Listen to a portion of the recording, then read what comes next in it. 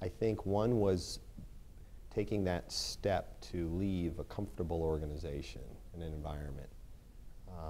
I heard the, hey, stick around, you'll get a promotion, you know, it takes time, but you become an expert in this one area. Well, I mean, I clearly didn't so much buy into that as much as I was sort of more like, that's not what I want to do, but I could see how that's the easier route, and that's not a knock. I wasn't as passionate about space and building management, but at least I learned about something I didn't want to do, and technology really was a bit of an interest, but I had that debate of, I didn't major in computer science, you know, I ultimately wanted to be a sports broadcaster, you know, I wanted to go into physical therapy or something like that, but I'm like, I missed the boat. So I left. So I learned, you know, one of the things I felt like, not that I took away, but what I realized was it was time for change.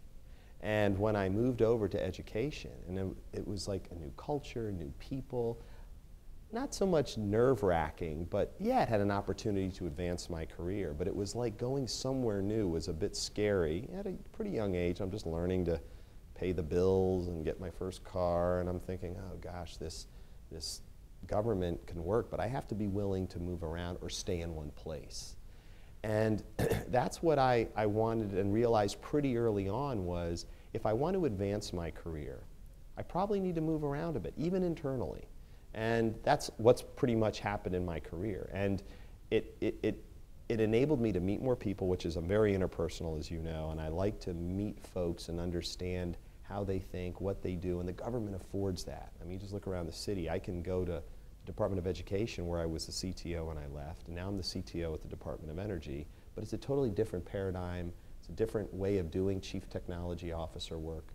So moving is something that makes sense to me, and being in the federal sector, you can do that. You can go across the street, make a little bit more money or the same, but have a whole different perspective and experience in my career field, which is information technology. So.